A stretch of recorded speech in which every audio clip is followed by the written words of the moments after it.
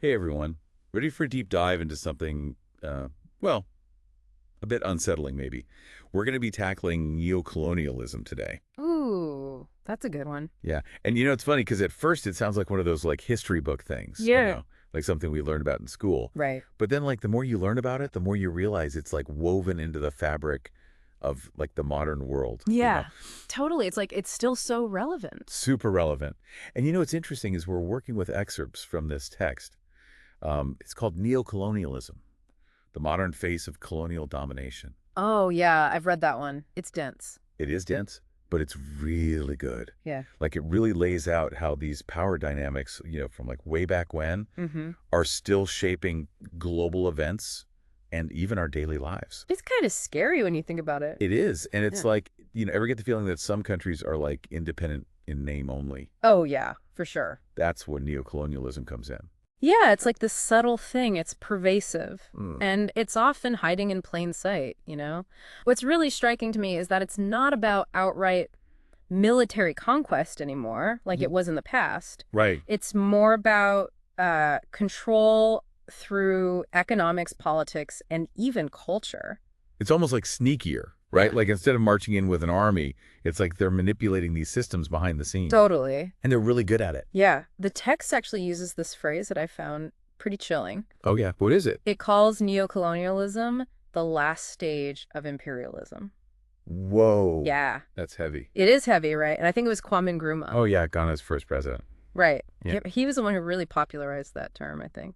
Yeah, he argued that neocolonialism is basically like the final stage of imperialism instead of direct rule. Mhm. You have this web of economic dependencies, political maneuvering and cultural influence Mm. that essentially keeps former colonies under the thumb of more powerful nations. It's wild. It is. So, okay, let's untangle this web a little bit. Okay, let's do it. One of the first things that jumped out at me from the source material was this concept of debt trap diplomacy. Oh, yeah, that's a big one. It sounds kind of sinister, doesn't it? It can be for sure. Think about it this way.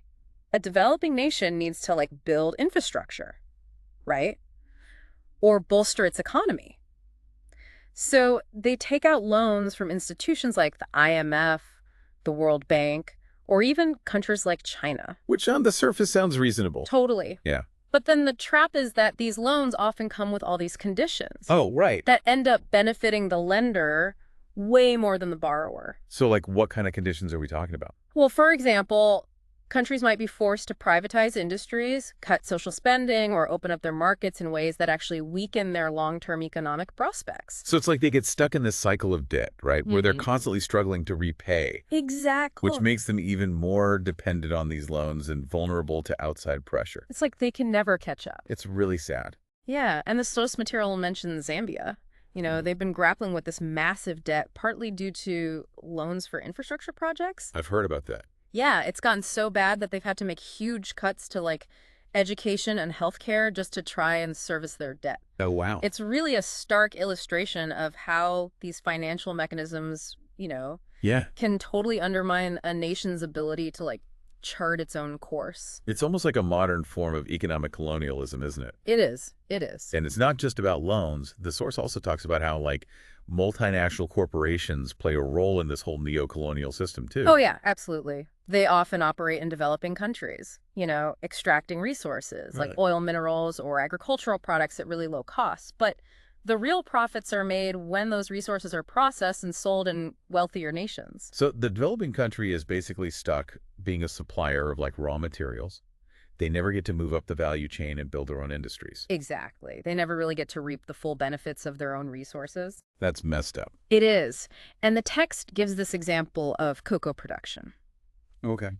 You have so many African nations that are major producers of cocoa beans, right? But it's Western companies that dominate the chocolate industry.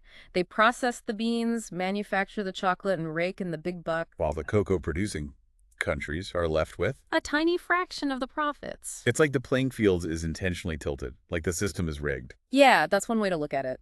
And this economic control that we've been talking about often bleeds over into politics, too. Oh, yeah. You know what some call puppet governments? Whoa. Okay, puppet governments. Yeah. That sounds intense. What's that all about? Well, think of it this way. A powerful nation wants to ensure that its interests are protected in another country, right? Right.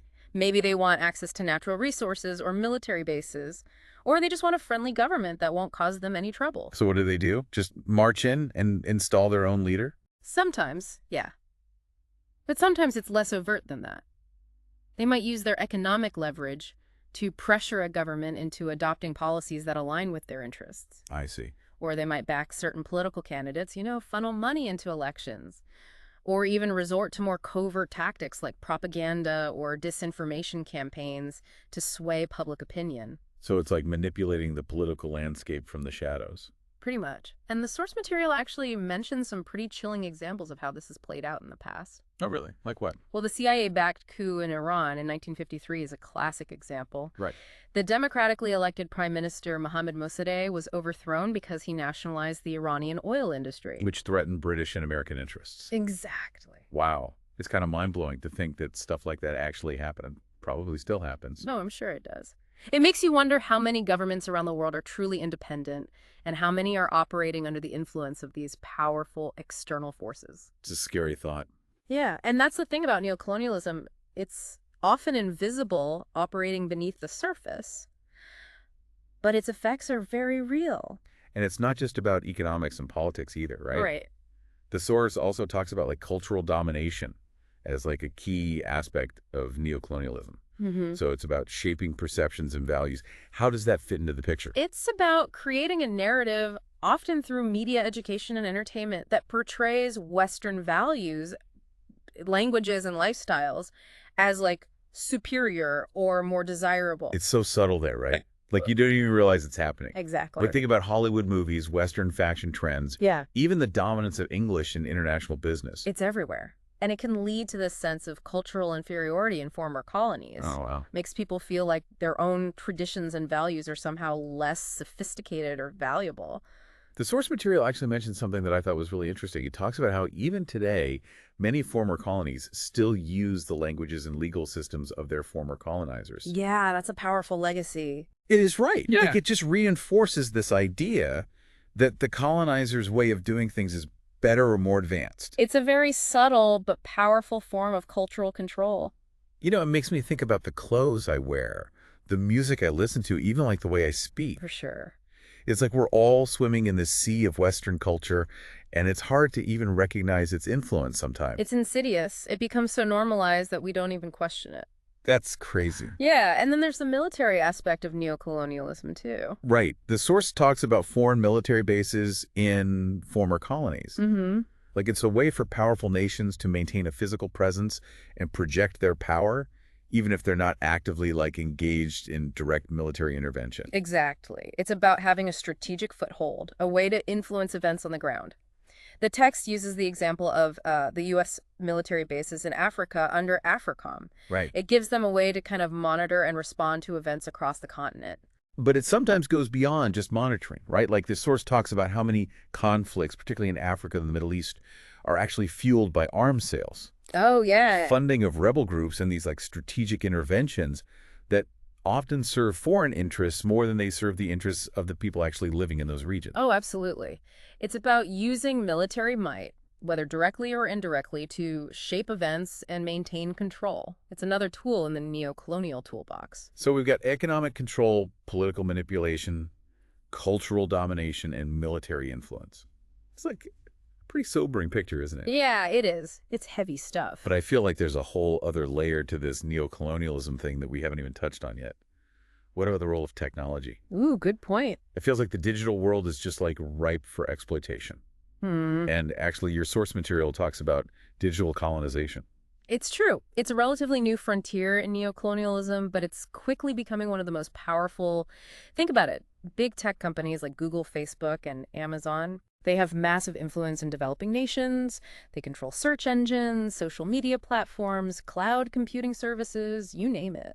It's like they're creating a new kind of dependency, not on physical resources this time, Right. but on like digital infrastructure and services. Exactly. It's like we're trading one form of colonialism for another. In a way, yeah.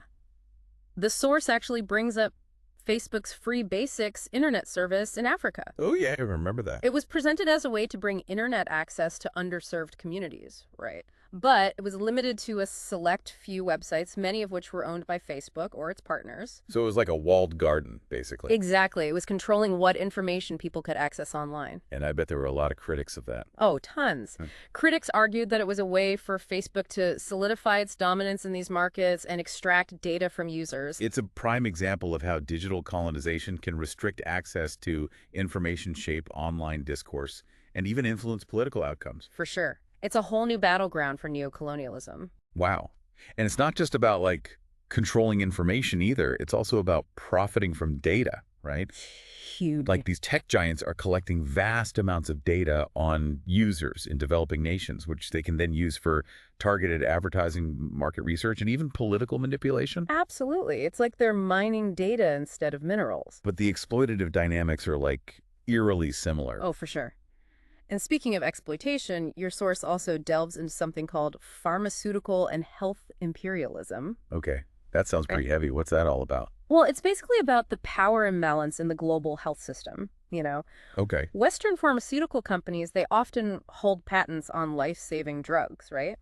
Which makes them incredibly expensive for people in developing nations. So they're profiting off of people's illnesses and suffering. Yeah, essentially, especially in countries that can't afford these like exorbitant drug prices. The source brings up the unequal distribution of COVID-19 vaccines. Oh yeah, that was a big one. Remember how wealthier nations were like hoarding doses? While many developing countries were struggling to get even a fraction of what they needed. Oh yeah, I remember that. It was awful. It was, and it really highlighted how this whole system is rigged against the most vulnerable. For sure. It highlights the deadly consequences of this power imbalance in the pharmaceutical industry. Okay, so let me get this straight. Yeah. We've got economic dependence, political manipulation, cultural domination, military influence, digital colonization, and now pharmaceutical imperialism. It's like neocolonialism is this multi-headed hydra that just keeps popping up in different forms. It's hard to fight. It is. It makes it almost impossible to fight. It's a complex and deeply entrenched system, that's for sure. So what does this all mean for people on the ground? Like, what are the tangible consequences of these neocolonial forces? Yeah, that's the real question, isn't it? Yeah. It's one thing to understand the concepts, but it's another to see how they translate into real-world suffering and injustice. Yes. Well, the source material doesn't sugarcoat things. Yeah. It outlines some pretty stark consequences, and they're all interconnected. Okay, I'm ready to dive into that. Let's get real about the impact of neocolonialism. Let's do it. It leads to things like stunted economic development, you know? Oh, right. Where local businesses struggle to compete and wealth keeps getting concentrated in the hands of like multinational corporations and developed nations. It's like this vicious cycle. Yeah, and then you've got political instability and corruption where foreign interference and support for these puppet governments that we talked about, you know, they lead to corruption, social unrest, and undermine democracy. It's like they can't catch a break. Right. And then there's the cultural erosion. Oh, yeah? And identity crisis, you know, where Western cultural dominance has this huge impact on local traditions. And younger generations and former colonies, they often face these real identity struggles, you know? So like they're caught between two worlds. Exactly. And the text also points out the continued use of colonial languages and legal systems. Oh, yeah, that's a good point. Like, those things have a lasting impact. They really do. They reinforce this sense of dependence and make it harder for former colonies to fully break free. And we can't forget about the environmental exploitation. Oh, yeah, that's a huge one. Multinational corporations often exploit resources in developing nations with little regard for environmental sustainability. It's like they're just taking what they want and leaving behind a mess. Exactly. The text gives the example of oil spills in Nigeria's Niger Delta due to Shell's operations. Oh, right. I've heard about that. It's devastating. It is. And it's just one example of the environmental damage that often comes with neocolonialism. And then there's the unequal technological and digital access. Right. You know, because relying on foreign technology, it makes developing nations really vulnerable to surveillance and manipulation. Like they're not in control of their own digital infrastructure. Yeah, exactly. The source talks about the U.S. and China's competition for control over Africa's internet infrastructure. Ooh, that's interesting. It is. It's like a new kind of digital arms race with African nations caught in the middle. So we've painted this pretty bleak picture of the consequences of neocolonialism. It's true. It's a lot to take in. It is. But it's important to remember that neocolonialism is not inevitable. Okay, so there is hope. There is. There's always hope. The text outlines some strategies for resistance, and they're really inspiring. Okay, I'm ready for some good news. Let's hear it. Well, it starts with economic self-sufficiency, Okay. encouraging investment in local industries, regional trade partnerships, and reducing reliance on these raw material exports. Makes sense, like breaking free from those patterns of dependence. Exactly. The text highlights the African Continental Free Trade Agreement as a potential game changer. Oh, yeah, I've heard about that. It aims to create a single market across Africa, boosting intra-African trade and reducing their dependence on external markets. It sounds promising. It does. And then alongside economic reforms, the text talks about the need for stronger governance and political independence. So like leaders who are accountable to their own people and not to foreign interests. Exactly. It's about resisting those exploitative deals, negotiating fair trade agreements, and prioritizing the needs of citizens over the demands of multinational corporations or powerful nations. Yeah, like putting their people first. Exactly. And tackling corruption is a huge part of that too. Right. If leaders are lining their own pockets through these shady deals with foreign entities, it undermines the whole system. It erodes trust. It does. Transparency, accountability, and a genuine commitment to serving the public good are essential for building strong and resilient nations. Well said. And the source also talks about the importance of cultural revival. Oh, yeah, that's crucial. It's about reclaiming local cultures, languages, and histories, Right. pushing back against those narratives that portray Western values as inherently superior. I remember reading an article recently about the resurgence of indigenous languages in some parts of Latin America. Oh, that's awesome. It was really inspiring. It's amazing to see people reclaiming their heritage and challenging that whole idea that their cultures are somehow less valuable. It's about fostering a sense of pride, and recognizing the richness and diversity of cultures all over the world. It's like a global cultural renaissance. I love that. And it also involves decolonizing education systems, supporting local artists, filmmakers, and media. Giving them a platform. Exactly. And while we're talking about reclaiming power, we have to talk about the environment too. Absolutely. The source really emphasizes the importance of environmental protection and sustainable development. So like pushing back against those extractive industries that are plundering resources and polluting ecosystems in developing nations. Yes, it's about holding multinational corporations accountable for their actions, demanding stricter environmental regulations, and investing in renewable energy and sustainable resource management. It's about finding a balance between economic development and environmental stewardship. Exactly. It's not an either proposition. We need both. And of course, we can't forget about the digital realm. The source also talks about the need for digital and technological sovereignty. Right. It's about breaking free from that dependence on those big tech companies that we talked about earlier. Yeah. Developing independent tech industries, creating policies that protect data privacy and digital rights, and ensuring that developing nations have control over their own digital destinies.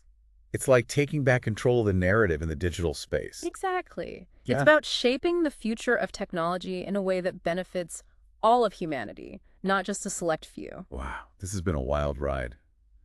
I have to admit, I started this deep dive feeling pretty overwhelmed by the scale and complexity of neocolonialism. It's a lot. But now I'm feeling a sense of hope. It's like knowing the enemy is half the battle. It is. And now we're armed with this knowledge and strategies to fight back. That's the power of understanding. These issues are complex, but they're not insurmountable. Yeah. By working together, raising awareness, and demanding change, we can create a more just and equitable world. So what's the takeaway for our listeners? What can they do to challenge neocolonialism in their own lives? It starts with awareness. Pay attention to where your products come from, who profits from your purchases, and how your actions might be contributing to these systems of exploitation. Makes sense. Support businesses and organizations that are working to create positive change, and use your voice to speak out against injustice. Be informed and engaged. Exactly. It's about being conscious. Consumers, informed citizens, and advocates for a better world. Well said. And remember, even small actions can have a ripple effect. When we all do our part, we we can create a powerful wave of change. Thanks for taking this deep dive with us. Of course, it's been my pleasure. We've covered a lot of ground today, but the conversation doesn't end here. Keep questioning, keep learning, and keep pushing for a more just and equitable world. Couldn't agree more. Knowledge is power, and together we can build a future where all nations and cultures can thrive. And that's a future worth fighting for. Thanks for joining us, everyone. So we've spent a lot of time unpacking the dark side of neocolonialism. Yeah, that's a lot. But is there any hope? Like, is it even possible to break free from these patterns of control and create a more just and equitable world, you know? That's what I'm wondering. Like, it's easy to get lost in all the doom and gloom. I get it. I totally get it. But the source material actually offers a glimmer of hope. Okay, good. It outlines some strategies for resistance, and they all boil down to reclaiming power. Okay. I like where this is going. Where do we even begin? Well, it starts with understanding the problem, which we've been doing, and then it moves into action. The text really emphasizes the importance of economic self-sufficiency. Right. So basically finding ways to break free from those cycles of dependence that we talked about earlier. Exactly. Developing nations need to invest in their local industries, diversify their economies and reduce their reliance on just exporting raw materials. It's about building a stronger foundation that's less susceptible to outside pressure. And the source actually mentions the African Continental Free Trade Agreement as a potential game changer. Oh, it's huge. It aims to create a single market across Africa, boosting intra-African trade and reducing their dependence on external markets. So it's about creating a more level playing field. Exactly. It's about fostering economic cooperation within the continent itself. That's amazing. And alongside economic reforms, the text also highlights the need for stronger governance and political independence. Oh, yeah, for sure. So leaders who are accountable to their own people, not to foreign interests. Exactly. It's about resisting those exploitative deals, negotiating fair trade agreements, and really prioritizing the needs of citizens over the demands of multinational corporations or powerful nations. It's like putting people first. Yes.